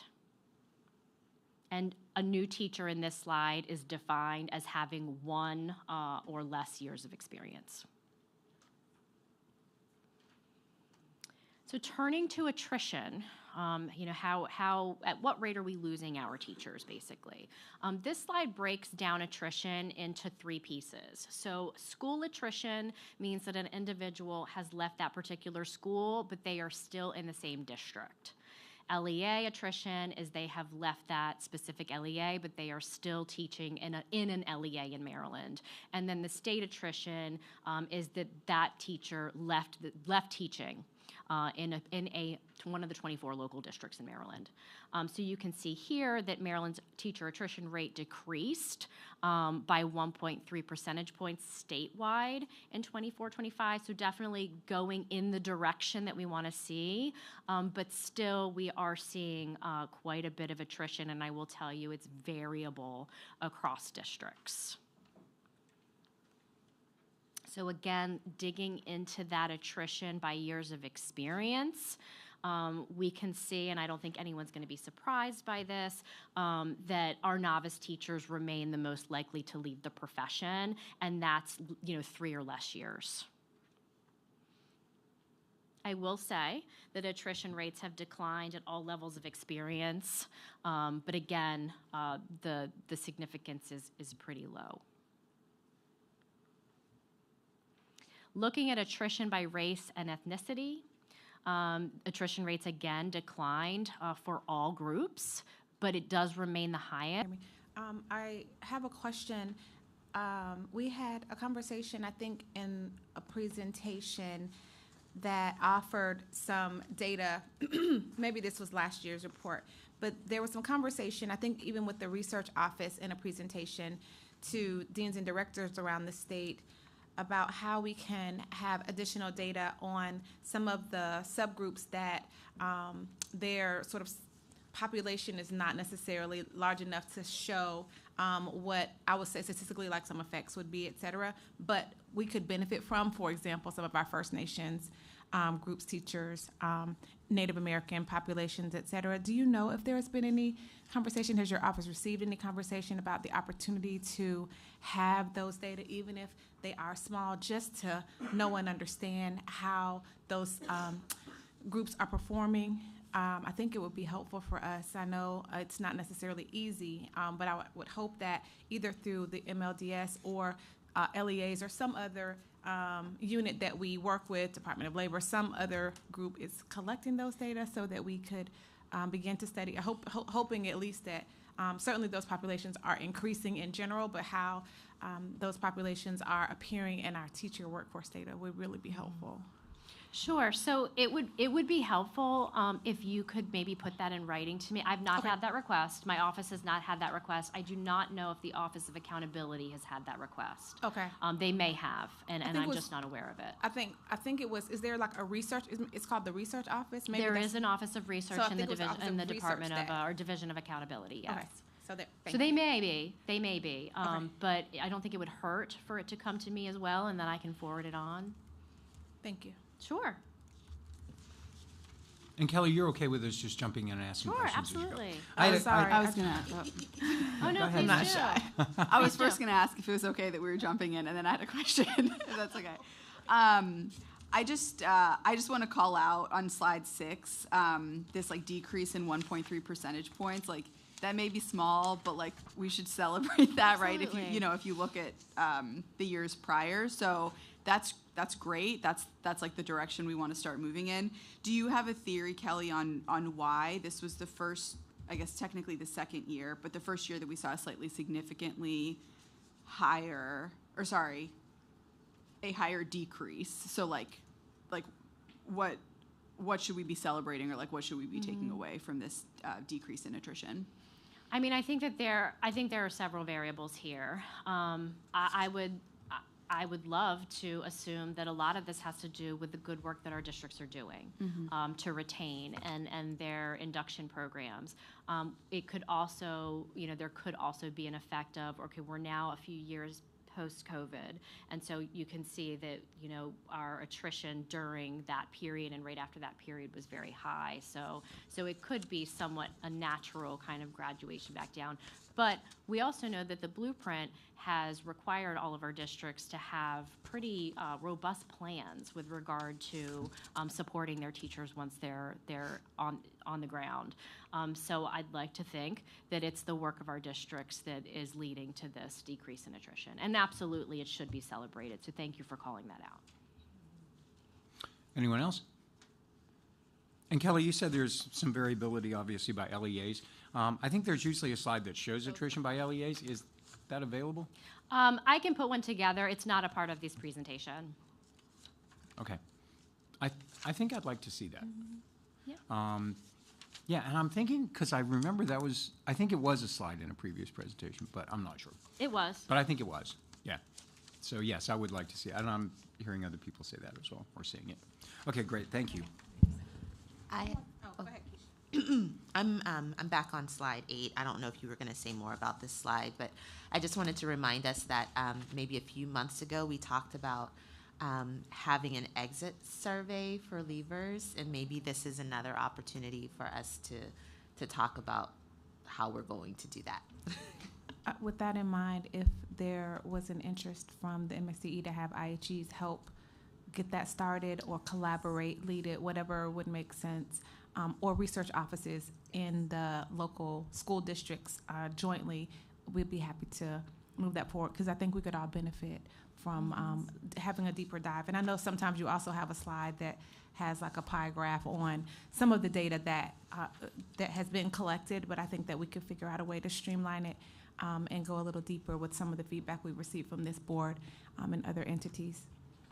Can I add to that too? I think I said this when we had that conversation also, but I think it would be just as valuable to hear why folks are staying, if there's like a way to also, do not an exit, a staying survey on, like why you're choosing. I think that can help us build on to retention. Yeah, and I'm happy to share that with the AIB staff, who we work really closely with, because I know it is a part of their comprehensive plan to do this work. And I can echo that as well. I remember the days when we gave the TEL survey, and there were 2 sections that asked questions both ways, just like you suggested, and that data was very informative. So I agree with everything that's being said 100%. One more quick thing. Oh, I'm so sorry, Sandra. Go ahead. Your hand was up. I'm sorry, I'm backing way far up. And I was just wondering if we know the total number of teachers that we had in October of 2023. And also, do we know, like, how many, like, open positions there are? Like, how many, we know this, how many teachers are there, but, like, are there a certain number of open positions that haven't been filled? So we're going to talk in a minute about vacancies, and I will let you know when we get there, like exactly when that data metric was collected, because it wasn't today. I don't know off the top of my head how many teachers we had in October 2024, but I can easily get that number. That's what you wanted, right? 24. You have 24 in here. If I could have 23 the year before. 23, 24. Yeah. Yeah, gotcha. Thank you. One more point to go back to that meeting. I think it might have been in October, but something that I think we mentioned, we remember that the MSDE led a few years ago, right at maybe like 2021. I don't know if that person is still with the agency, but there had been some work with LEA's high school students trying to understand their interest in teaching.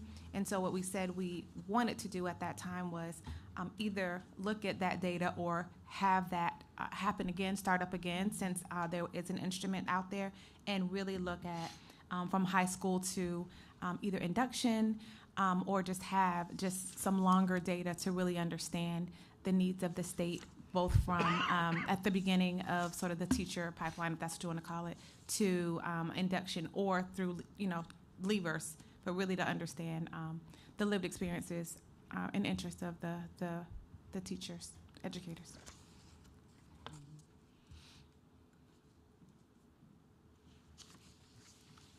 Anyone else? All right.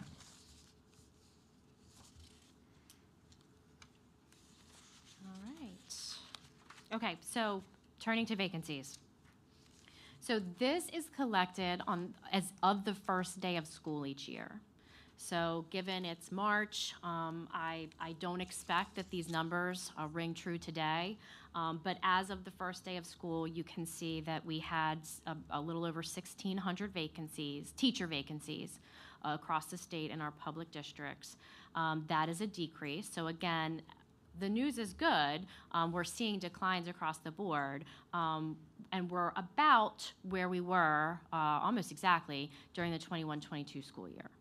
So you can see that we did have that peak, but now we're coming back down. That's good. And that decline was 17% from last year.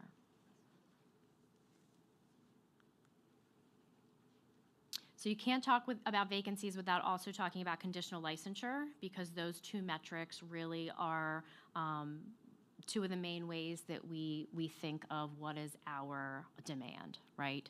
So in 24-25, again, we're on the right track, a little bit of a decrease. We saw a peak last year in 23-24 for the number of conditional licenses that we have in the state. So we saw about a 6% decrease from last year, which makes sense to me. As a reminder, in 22-23, in 21-22, the State Board of Education did grant a waiver of the renewal requirements for conditionally licensed teachers. We were coming out of the pandemic, and we knew that our conditionally licensed teachers did not have access to the assessments that they needed to take to earn professional licensure. Our candidates couldn't go through the student internship that they needed to go through. So there were some policies put in place on an emergency basis, and one of those right after the pandemic was the State Board of Education did adopt a waiver that a conditionally licensed teacher had to submit renewal requirements. And then it was twofold. They also adopted a waiver that allowed a conditionally licensed teacher who had served that full 4 years to have an additional license for 2 years. So as you can imagine, 24-25, we're now coming to the end of that era where those licenses are expiring. So I'm not completely surprised to see that decrease. It doesn't necessarily translate to we're not hiring as many conditionals. I think more likely it is individuals that had that peak of conditional licenses that has run out. So it'll be interesting to see over the next 2 years what this looks like. And Kelly, if I can interrupt you. Sure. When we talked about passing the in-district pathway, or at least opening that up as an opportunity, that was one of the ways was thinking that might be a way districts, LEAs could address how to get those teachers in. Yes. Do you know if any LEAs have made any progress in creating in-district pathways? I do. So we had our first application window for the in-district training program opened February 1st, and we did have one district that applied, Anne Arundel County Public Schools, and we knew they were very vocal about being interested in this pathway, and so they did put together a training program, and that is currently being reviewed by MSDE. Okay, that's great. Yeah, that is great. Yeah. Okay. So maybe later on when we come back with slides, that'll have actually helped that number go down some. Absolutely. At least I hope so. Can I ask one quick question here too? Do we have data, and forgive me if it's in here, on the percentage of these conditional licenses that turn into professional licenses? That's a great question. I don't have it in this Okay. presentation. Can we, do you have that information? Will we be able to? Yeah, I'll work with the research Okay, office to see what great. we can pull.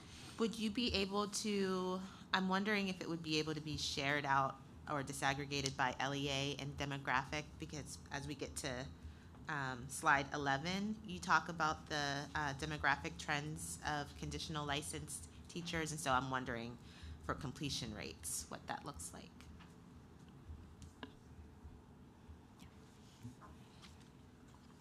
Kelly, I just had this is just a think aloud. I know that in our district, we've cut a lot of staffing over the last 2 to 3 years, and I'm wondering if the decrease in vacancies could be caused by staffing being cut from some buildings and being moved into other positions.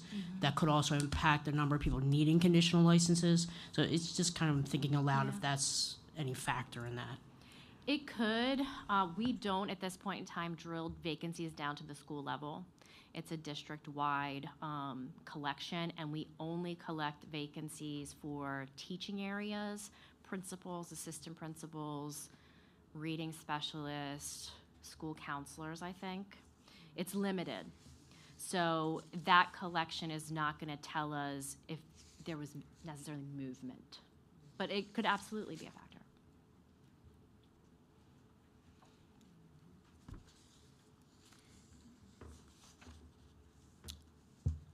So the good news, when we talk about conditional licensing, we know that's not ideal to have folks in the classroom who are not fully prepared. But the good news is that these individuals are much more diverse than those individuals that we're preparing through traditional methods. So, you've heard us say over and over, it's extremely important that we support these individuals, we get them professionally licensed, and then we support them as new teachers so that we don't see the attrition, because as I shared earlier, we see that Black African American teachers are most likely to be conditionally licensed, but they're also the first to leave the profession. They're most likely to leave the profession as novice teachers.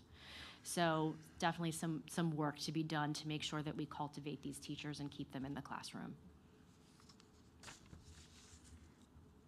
So turning now to teacher preparation enrollment trends, and this is Title II data, so the most recent data we have is 22-23, but you can see that that we saw, 2016, 2017 was really kind of our low point for enrollment in our preparation programs, and you can see the blue is our traditional programs, the orange is our alternative resident teacher programs.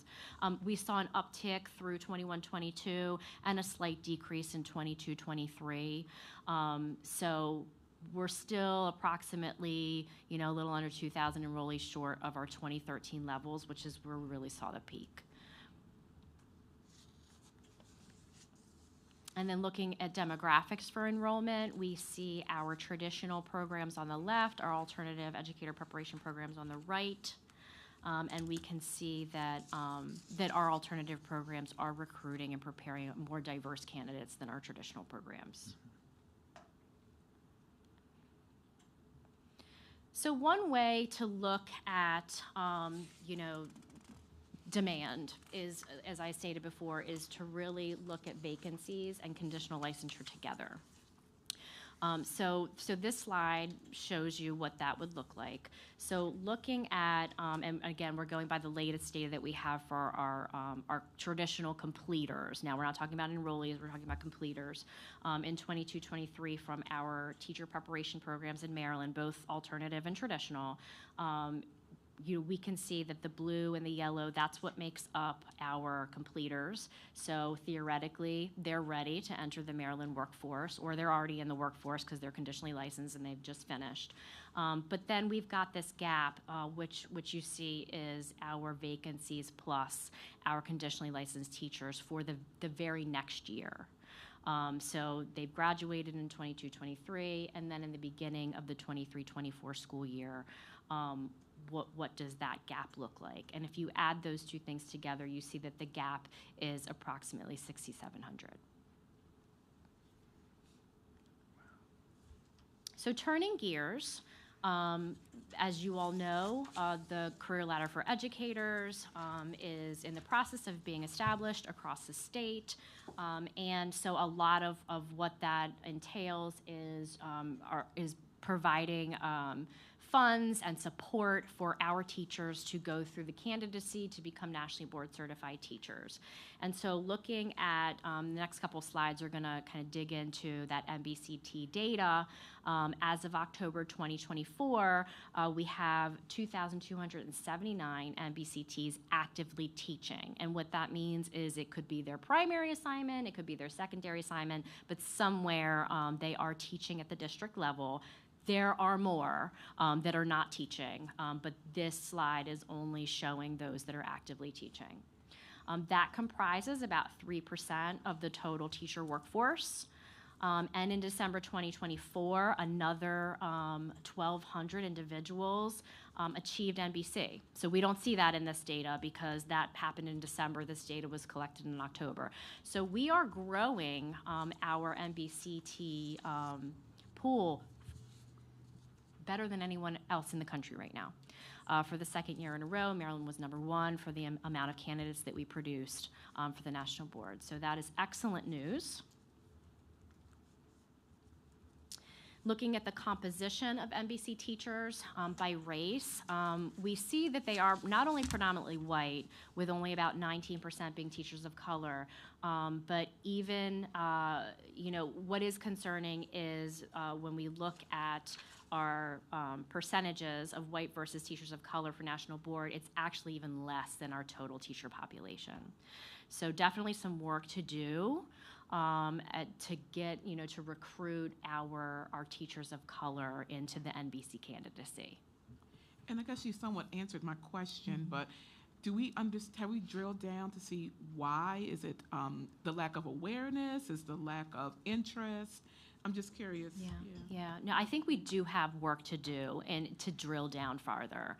And we do have a national board coordinator at the state level. Each local has national board coordinators and facilitators. And yeah, we need to dig deeper into the why. We know that each of our local school systems has recruitment plans, specifically through their blueprint implementation plans, to recruit candidates of teachers of color into the candidacy. So the question is, why isn't it happening? Is it that they're not interested? If not, what do they need to feel supported? So yes, more work to be done. No, I was just gonna. Can I chime in virtually? I'm sorry. Oh. Yes, please. Yeah, we can't see you. Go ahead. Oh, okay. So I know Morgan State in particular in Baltimore City is doing some work specifically around national board recruitment and support for teachers of color.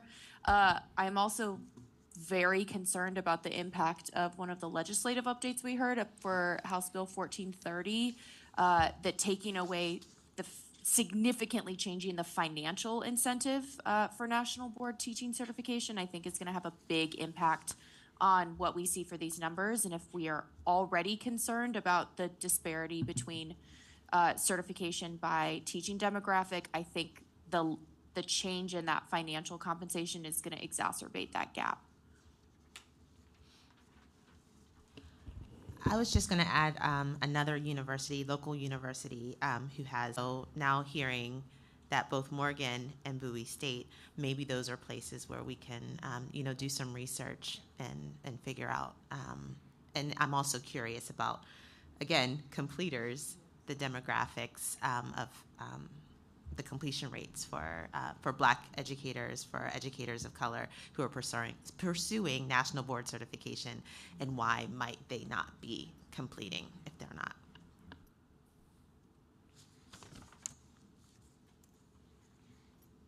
Okay. So turning to MBCTs working in low-performing schools, so as a reminder, there is an additional $7,000 salary increase for MBCTs if they choose to work in a low-performing school. So currently, approximately 2 out of 100 total teachers, work in low-performing schools who are nationally board certified. And it's very similar in community schools, so 3% of the teachers working in community schools are nationally board certified. So we definitely still have room to grow. We still have a relatively small amount of MBCTs across the state. Although we are growing them rapidly, it's still a small number. So this breaks down what that looks like today in these schools. Kelly, is the Is that a state budget that the 7,000 comes from, or are those from the LEAs? I'm just, again, thinking It's of. shared. It's Oh, a shared cost. Like 50/50, or? I don't know. I don't know the funding formula. I'm the wrong person to ask. I don't want to give you the wrong information. Okay. Well, and is that a stipend or is that It's added a to their- salary increase. Oh. However, you lose it if you fail to maintain. So if you can get the salary increase, it stays with you.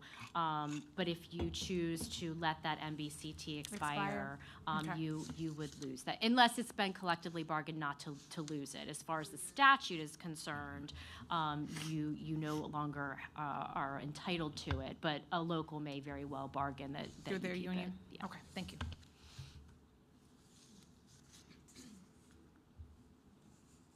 And then finally, principals with national board certification. So as we approach July 1st, 2029, as we talked about during the last few meetings, the law states that an individual, in order to move into that principalship, will have to have a national board certificate starting July 1st, 2029.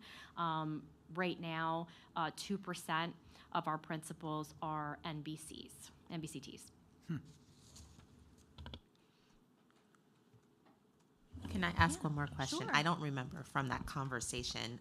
So principals who already have a position, they're already principals, will they have to become national board certified according to Right. what we determined? Right. So during the last AIB meeting, I'm pretty sure that it was July 1st, 2029. But I will definitely check with the AIB staff to make sure I'm correct on that.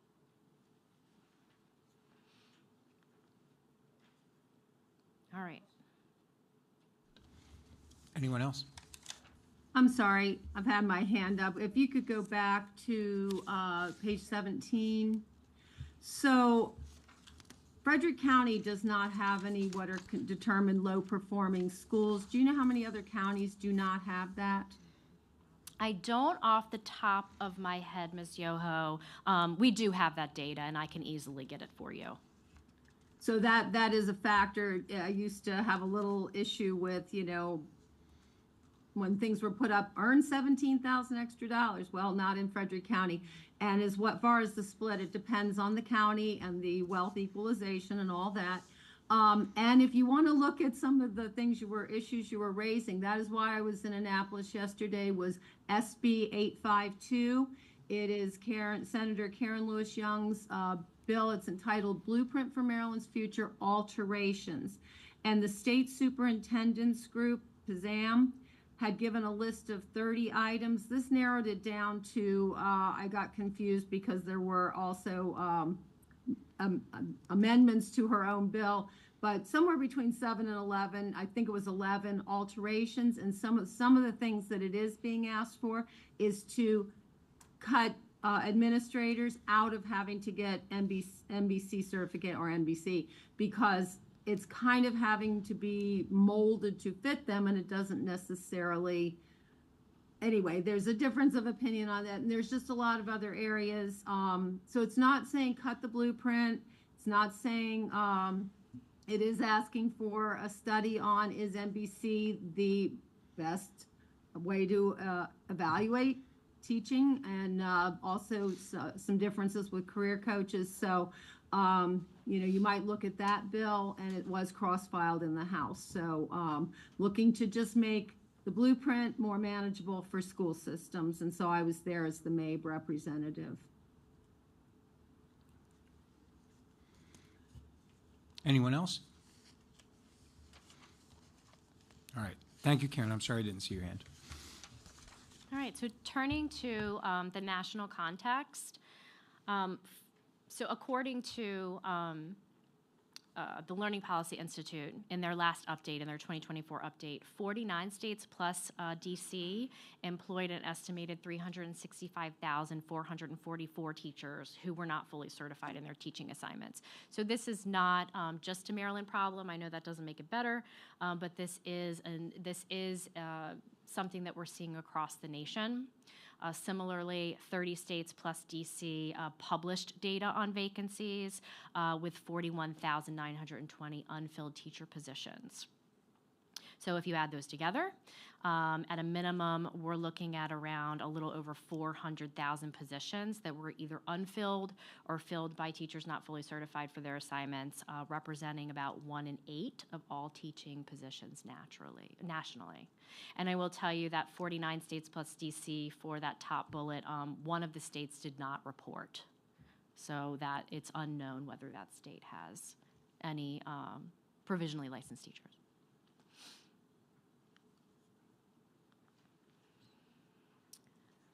So bringing it back to the blueprint and what are some of the initiatives that the state is engaged in to recruit and to retain teachers in Maryland.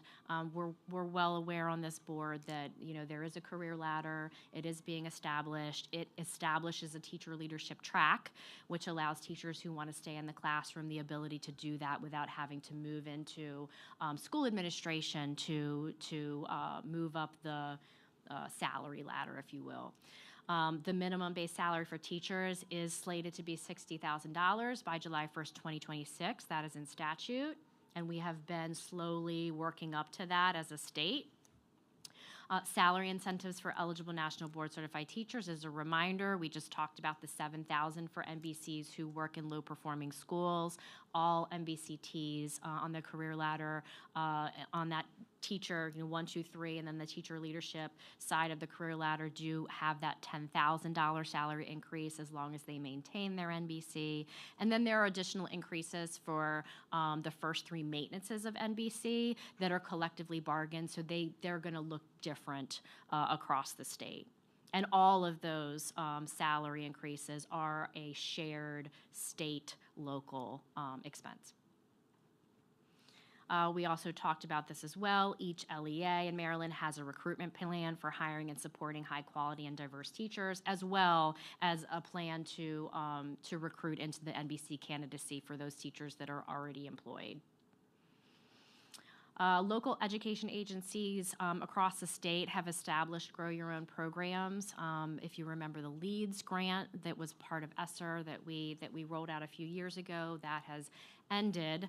But from those grants, a lot of Grow Your Own programs were established. So now is a crucial time to see if they are sustainable. There's definitely a heavy emphasis on Grow Your Own in the governor's bill this year, and so we are hopeful that that is funded. And then you heard from Maddie this morning that there is once again a bill for Maryland to join the Interstate Teacher Mobility Compact. If we join this compact, it would allow for one-to-one reciprocity between member states. There's currently 13 states, I believe, and a few more that have pending legislation, including Maryland. And it would allow one-to-one reciprocity for those professional licenses. So the compact doesn't state like any license there's reciprocity for every license, but what it does state is that member states that join the compact have to identify, these are the licenses that mean that an individual has completely finished preparation, and there are some criteria that have to go into that preparation that's in the compact, and so that it's easily understood by member states. Oh, okay, well, if you're coming from this member state, I can easily give you a comparable Maryland license right away. And then, as Maddie had mentioned earlier, the governor's bill did include this language. That has been stripped out of the House version, but there is still a standalone bill for the Interstate Teacher Mobility Compact. And then, of course, we're still engaging in our Teach Maryland marketing campaign. We have been since, I want to say, 2019. And this utilizes a combination of digital and print resources. You can see all of the ways right here that we have engaged in marketing. And so we're always excited about this particular campaign. We are about to have our Teach Maryland conference next week on Wednesday, the 12th.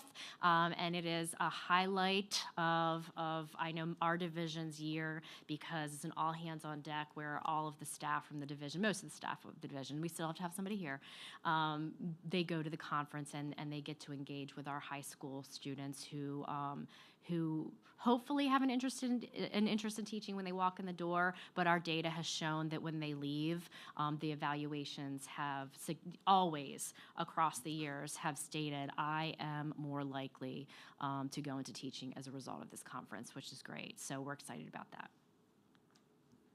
Can I ask a quick question about the marketing campaign? Sure. I remember when you all were rolling this out in 2019. That feels like yesterday. Have you been able to assess the effectiveness of this campaign now that it's been a few years, like what that's yielding? That's a great question. I'm glad you brought it up. So one of the challenges of the marketing campaign as it is in statute now is that it's not a lot of money. We have a small amount of money to do this work, and no. The answer to your question is no. We haven't been able to make direct correlations between the campaign and what we wanted to accomplish. The governor's bill expands the marketing campaign to allow us to do just that. And I don't have it in front of me, but it charges us with partnering with a national organization that does this work and actually can make those connections and see the correlation between specific initiatives and employment. First, preparation, enrollment and preparation, and then eventually employment. So again, hopeful that part of the bill goes through so that it allows us to do this work better. Melissa? Quick question about slide 20.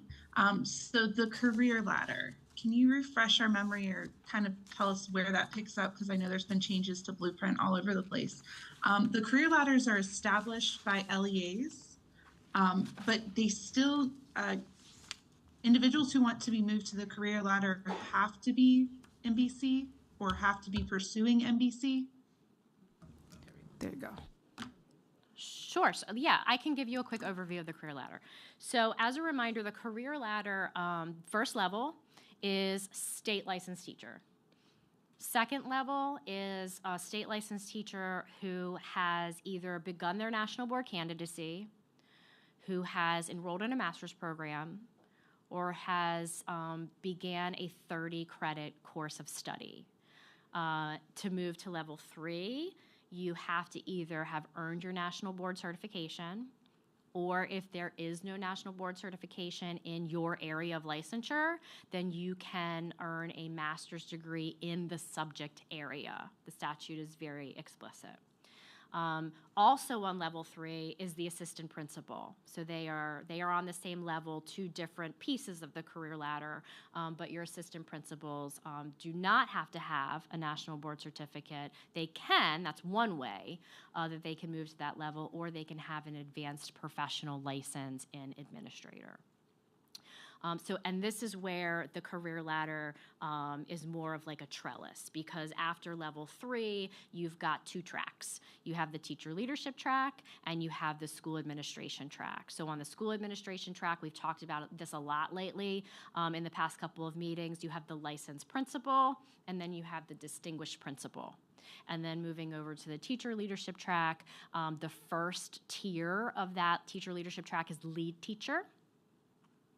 And then you move to distinguished teacher, and then finally professor distinguished teacher. And there's eligibility criteria for all of those, but the NBC kind of is the standard across the board for that teacher leadership side of the career ladder. You do have to have and maintain your NBC to be in all of those positions, or have the master's degree in your subject area if there is no NBC. Does that help? Yes, absolutely. And I really appreciate all of this work for the NBC, because I have been really interested to see what it looks like.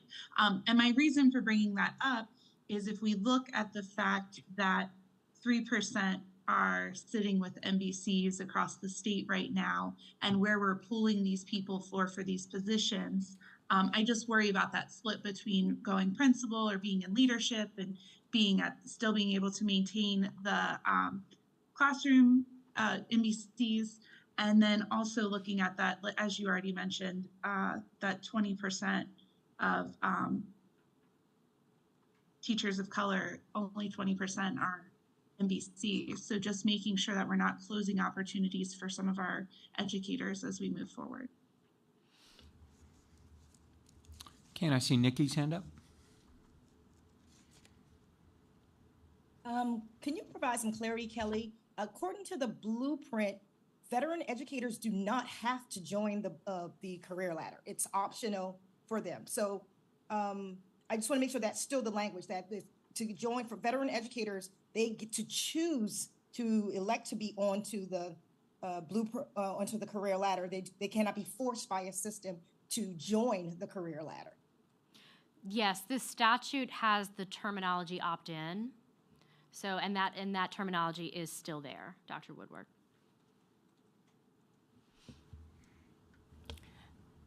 I have a request, also a question. It's separate from the blueprint, but it is about teacher education. And I was thinking about what would be almost a comparable report for this in terms of data.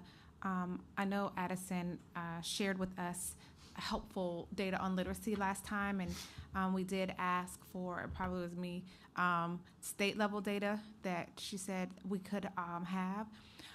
In addition to that, and specific to this conversation, the TPAR APAR data that has been collected over the years or most recently could be helpful for this group, because I think that would lay out what's happening at the IHE level, because a lot of people, across, are seeing those trends across the state.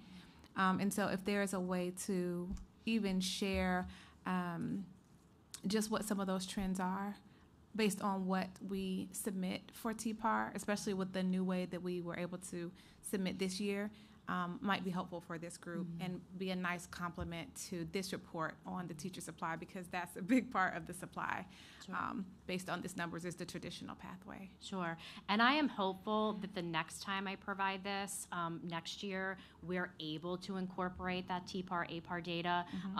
Not everybody understands that we have radically changed that collection last year, and it will be changed again this year, because some things that were optional will become required because of the new regulations. So we will absolutely use that data as part of this presentation. Okay.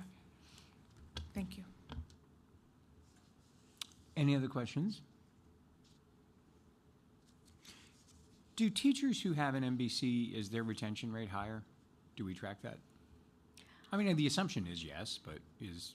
I don't have that data in front of me. Okay. Do you know if we collect it? We can get it. Okay. We can drill down to attrition by MBCT. Yeah, because the assumption would be it's yes, but I just kind of wonder, Yeah. do they get frustrated by the minutia that might be driving other people out, even if they have an MBC, because that, in that case, we're going to lose them, so what's the point? So you know what I mean? It points us in the direction of what we need to do, so that's where that question came from. Okay.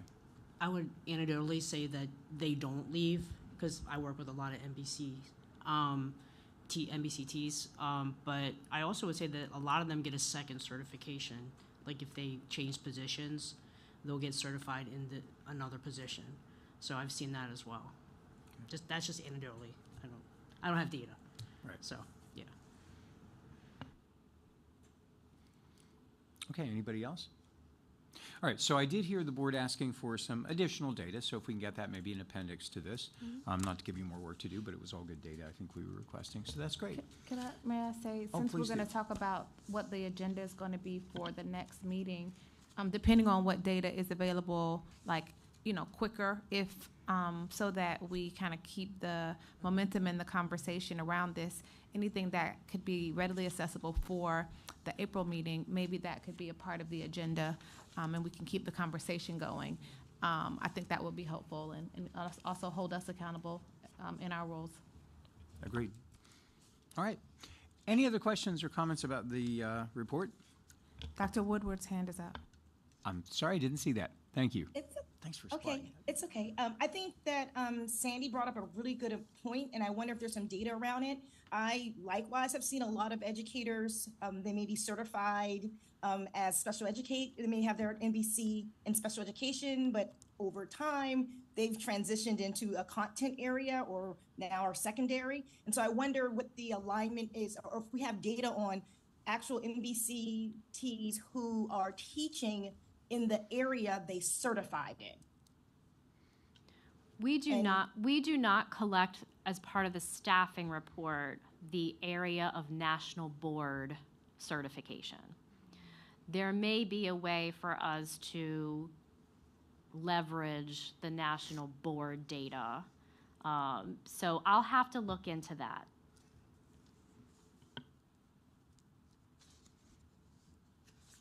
All right, that's a great point. Anyone else?